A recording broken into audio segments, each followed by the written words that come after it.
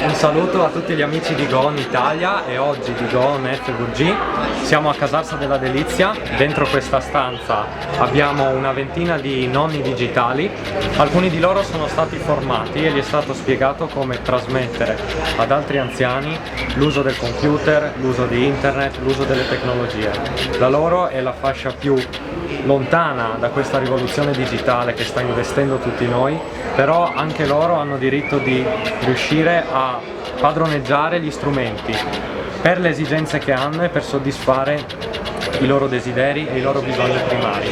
Noi oggi in questa stanza abbiamo pensato di formare appunto degli anziani e questi anziani hanno spiegato ad altri anziani i servizi essenziali, quindi come collegarsi al sito del comune di Casarsa della Delizia, come recuperare un orario di un treno, come per esempio collegarsi a un sito del meteo e quindi vedere le previsioni meteo, il tempo che farà domani, oppure ci siamo impegnati ad insegnargli servizi ancora più importanti come il portale regionale della sanità, come il sito delle poste italiane e in alcuni casi anche qualche sguardo al sito dell'INPS.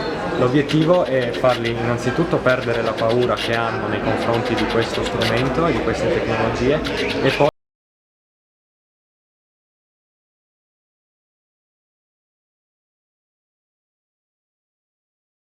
abbiamo il compito di aiutarli in questo.